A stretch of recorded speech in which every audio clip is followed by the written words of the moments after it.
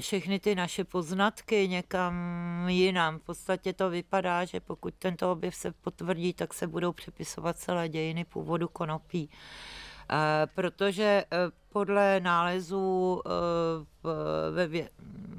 ve stejné vrstvě, jako byla nalezena věstonická Venuše, čili z dob nějakých 26 000 let starých, máme nález střepu, který byl zdobený, keramický střep z nádoby, který byl zdobený provázkem. A ten provázek téměř já nevím, nějakých 99% byl z konopí. A tento nález vzhledem k svému stáří by představoval nejstarší historicky doložený nález hospodářského využití konopí. A tím pádem, že jo, by se také museli přepsat dějiny původu konopí, protože se předpokládalo, že konopí se rozšířilo z Himalájí a z oblastí střední Asie do Evropy, ale je celkem možné, že tomu bylo právě naopak. Endokannabinoidy jsou v současné době jedním z nejdynamičtějších vědních oborů. K jejich objevu nesmírně přispěl český vědec profesor Lumír Hanuš, který objevil vlastně první endokannabinoid v našem těle, takzvaný anandamid. A od jeho objevu v roce 1992 vlastně vzniklo toto nové vědní odvětví. Jsou obrovské laboratoře na celém světě, které studují třeba jenom ty endokannabinoidy. A právě tyto endokannabinoidy, které si naše tělo vytváří, můžeme v případě, když docházejí, když organismus je třeba nemocný, stárne, prostě vlivem opotřebení, už ta tvorba endokannabinoidů není vyhovující, tak tyto látky můžeme nahradit takzvanými fytokannabinoidy, což jsou kannabinoidy z konopí. A proto je to konopí tak úžasně léčivé, protože léčí vlastně prostřednictvím receptorů na látku, kterou si náš organismus vytváří sám přirozenou cestou. Společenská poptávka. Potom, jak ty říkáš, oni všichni jsou pro konopí, ale nechtějí, aby se to zneužívalo. No. Je mi líto, tak se nebudou léčit. Protože zneužívat se dá všechno. Dá, jo? Oni to taky říkali, jo? A, se to dá když je to zakázaný, tak se to tuplem zneužívá, no, že? No. Protože to je zakázaný ovoce, zvlášť na ty mladí to platí. Takže když budou mladým za tu trávu perzekvovat, no tak se ta tráva někdy do lékáren nedostane za rozumnou cenu. S tím to si musíte vybrat, vaše generace. Buď budete mít uspokojení z toho, jak ty mladí dostanou přes držku, anebo buď se budete léčit. Obojí nejde. Dobře, ale všichni ne, to jsou zase nějaký lidi, kteří to prozatím asi nepotřebovali. Ale jde o to, že ty politici slyšejí ty, který mluví nejvíc nahlas. Jo? No tak se musíte ozvat, jestli chcete, aby vás brali na vědomí. Víc nemůžu říct, než když jim potvrdím, že teda mi to slouží. Jo? Jako ty se aspoň snažíš, ale mám tady spoustu lidí, který jako jim konopí pomáhá, ale hlavně mi řeknou, hlavně o tom nikde nemluvte. No to je těžký, ale myslím si, že se za to stydě, jo, že se léčí konopí. Tohleto, no. Já jako víš dobře, že mě to pomáhá a jsem jako spokojená s tím. A víš, že opravdu mám malinko, jo? Jo. Hrozně malinko. Jo? No, na mě to působí i v té malinkaté dávce. Tak, můžete? Abych vás neporazila. No, vidíte to, že doopravdy noha mi nevisí už, jo? V každém případě to konopí pomáhá těm pacientům, aby žili nějaký slušný, důstojný, normální život. A myslím si, že i když to teda není všelék, i když to není opravdu úžasný lék, který vyléčí všechny nemoci, tak je to v každém případě lék, který pomůže pacientům s těma nemocema žít. A žít déle a vést plodnější, úspěšnější život. A dokonce i lidem, kteří už jsou v terminálním stádiu a nepomůže jim konopí třeba vyléčit rakovinu, tak jim alespoň umožní dokončit svůj život ve stavu, kdy vnímají a kdy se mohou rozloučit s rodinou. Protože konopí u těchto chronických pacientů dokáže odstraňovat velmi účinně tyhle bolesti spojené s rakovinou. A dokonce zvyšuje účinnost opiátů, takže je možno je používat v daleko menších dávkách. A ty pacienti pak nejsou takový ty zombíci, ale mohou komunikovat s rodinou. A taková věc, která mě hodně zasáhla, bylo, když můj první pacient, pro kterého jsem udělala výtažek na rakovinu, zemřel. Měl 3násobnou rakovinu a byl už opravdu velice vysílený, ale jeho manželka mi potom řekla, že alespoň díky tomu výtažku zemřel tak, že se drželi za ruce a rozloučili se. A mohl se rozloučit i se svými dětmi. Takže jemu bylo jenom 40 let.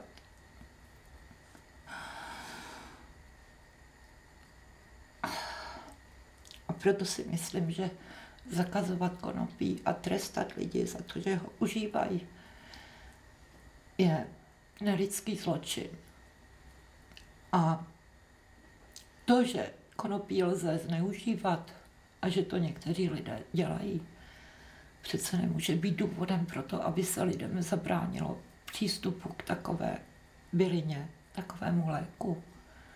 To bychom potom mohli zakázat i nože, protože se jimi dá zabíjet. Možnost změnit to ve vyhlášce, kterou stanoví pouze vláda, takže by to mohlo projít velice rychle.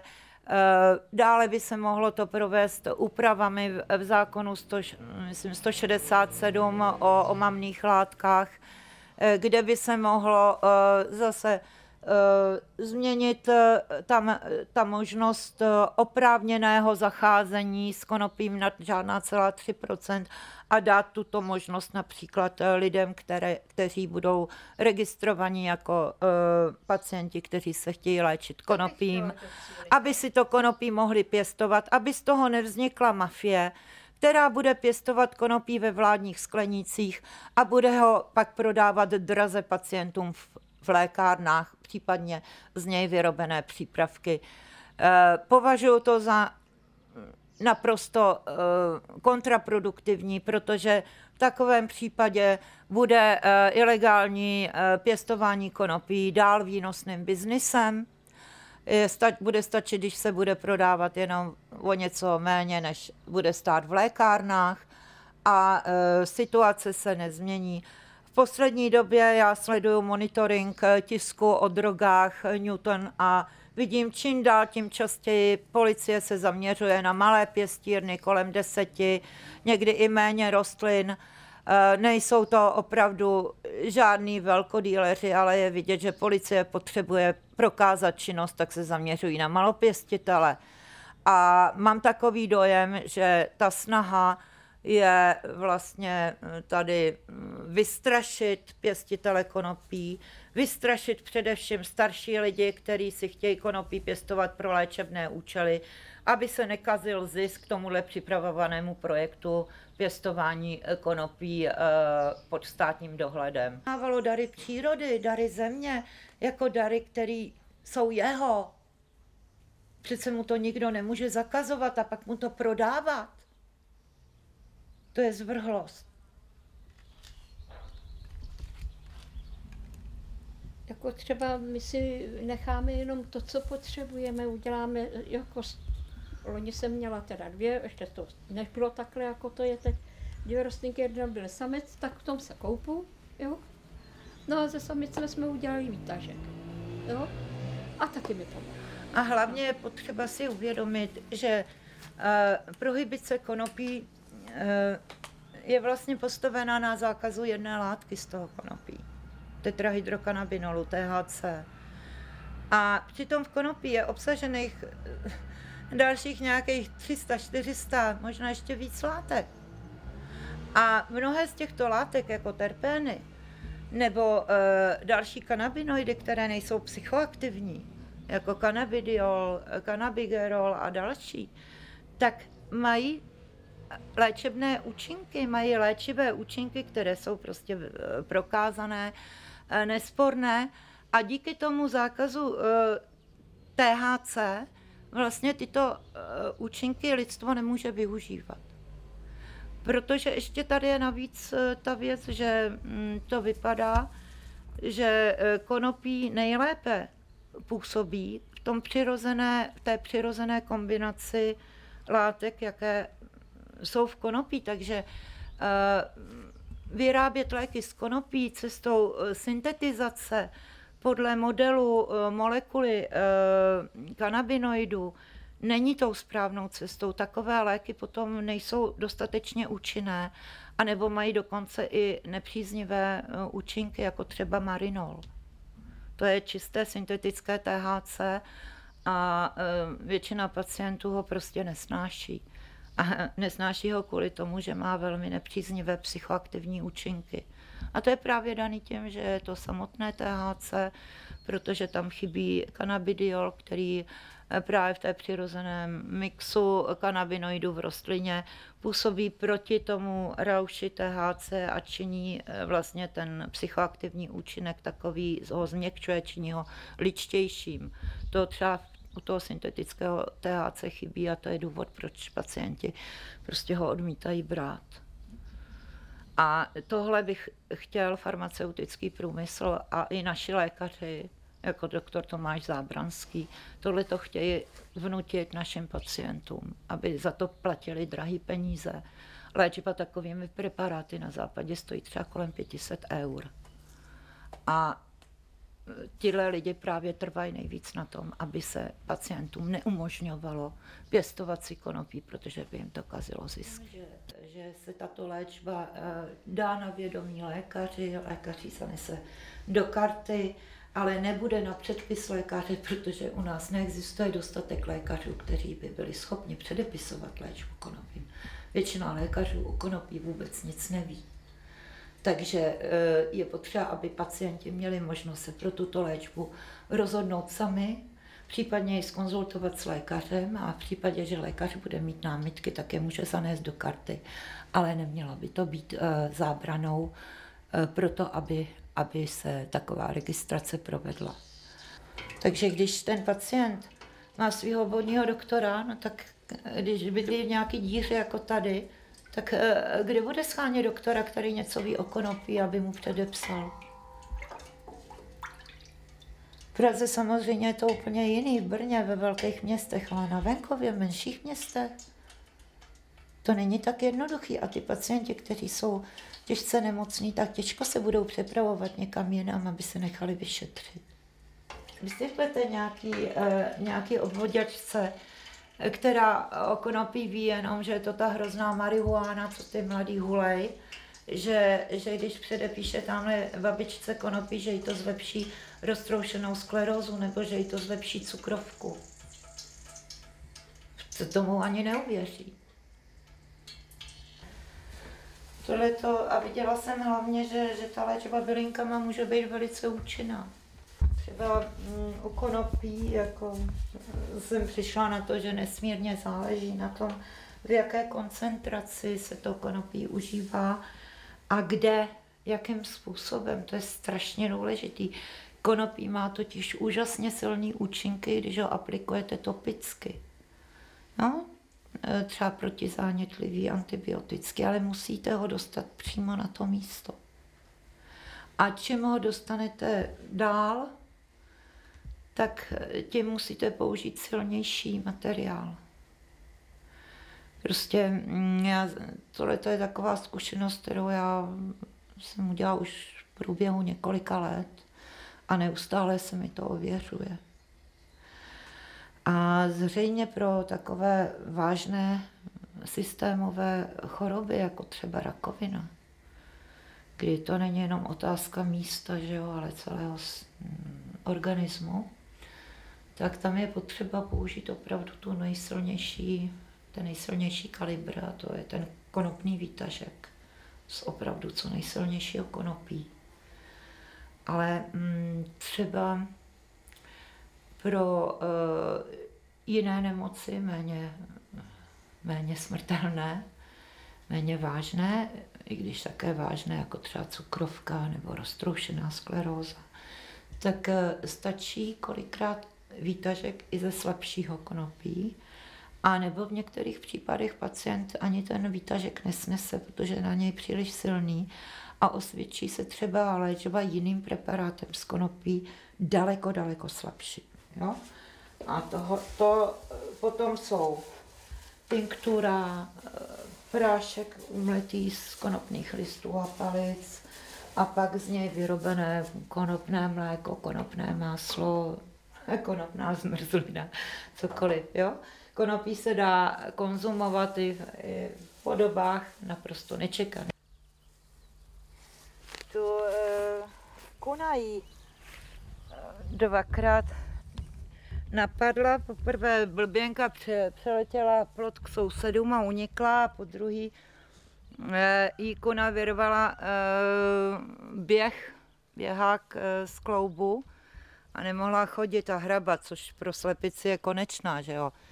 Tak já jsem jí týden opatrovala, živila jsem jí konopným volejem a krmila jsem jí, musela jsem jí sloveně na ruce takhle dávat krmení, protože chtěla spáchat sebevraždu, strčela hlavu do vody a chtěla se utopit, vůbec prostě neměla vůli existovat dál, jo.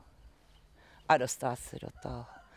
A po týdnu jako už běhala krásně, pomohl jí konopnej olej i konopí jako sušený listy, a není to jediný zvíře, který léčím konopím. Léčím kočky, a třeba té mé kamarádky Marušky pejsek se krásně uzdravil, když už byl jako skoro v posledním tažení. Jenom to chce aplikovat to konopí správným způsobem, že jo.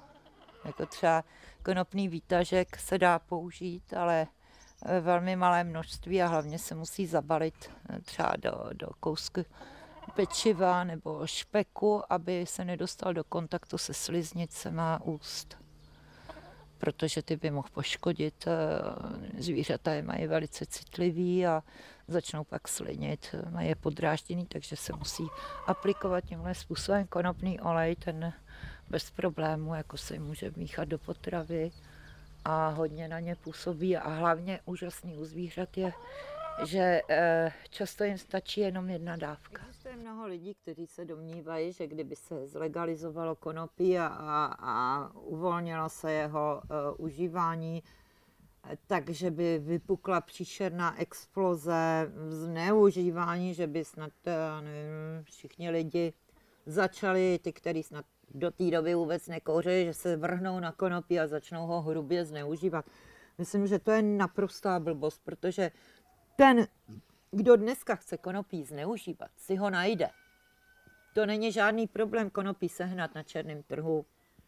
Takže tyhle lidi, kteří chtějí opravdu zneužívat to konopí, to nezastaví.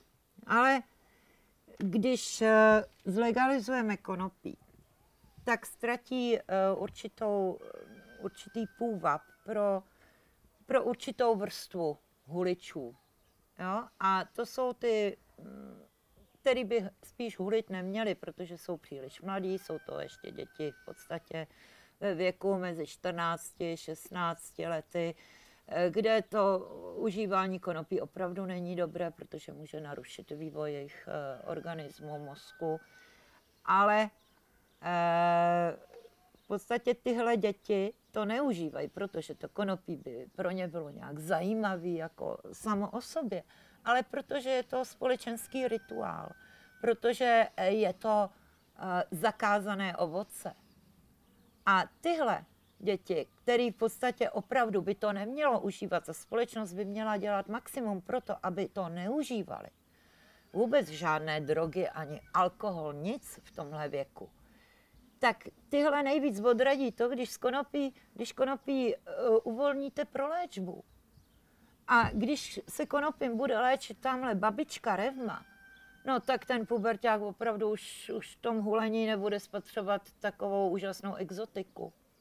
A už ho to společensky tolik nepovznese. A ztratí o to zájem. A o to tady jde, protože zneužívat v podstatě se dá cokoliv. A často jsou módní vlny, které prostě zneužívá se jeden čas tohle, další čas tamto a konopí prostě má tu smůlu, že se dostalo do takové módní vlny, kdy se začalo zneužívat a stalo se vlastně symbolem určité subkultury. A ty lidé, mladí, kteří k té subkultuře chtějí patřit, tak prostě to konopí užívají ani ne proto, že by z toho něco měli extra, ale protože to dělají všichni. A tohle myslím, že není dobrá věc. A ku podivu proti všem chytrákům, kteří prostě mají hotový názor na to, co by se stalo po legalizaci. Před pár lety se uskutečnily studie v Americe ve státech, které v podstatě zlegalizovaly léčebné využití konopí. A s překvapením se zjistilo, že prakticky všude silně poklesl věk prvních experimentů s marihuanou u mladých a navíc se snížil i počet těch mladých, řekněme ta skupina do těch 18 let nebo do těch 20 let, který to berou spíš jako takový způsob, jak ukázat, že jsou už dospělí, no tak u nich právě se snížilo velice užívání.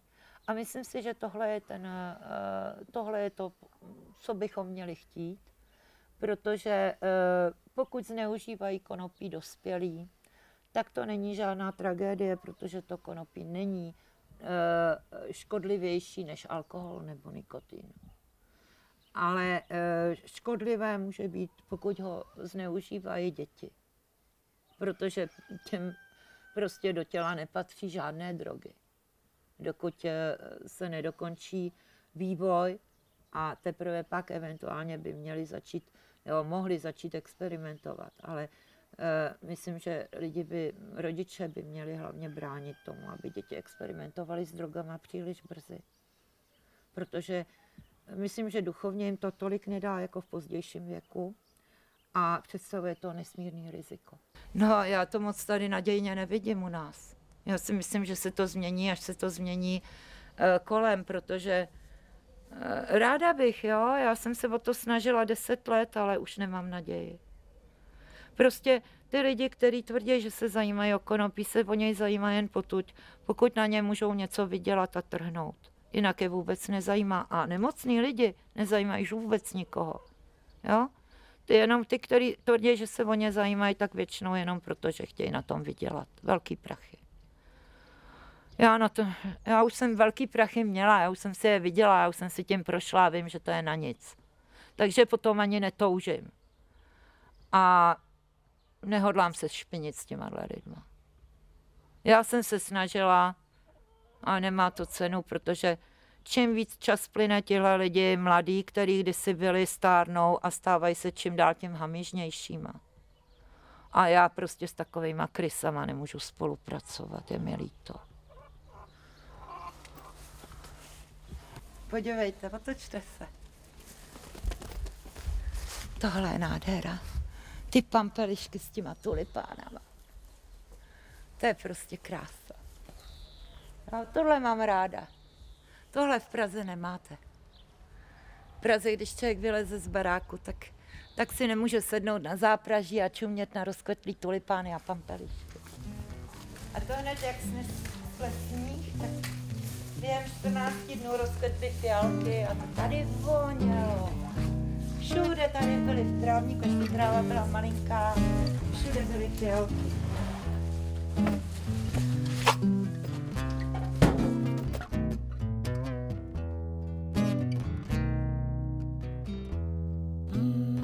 Zase bude ráno, zase bude bílej den. Zase bude rád.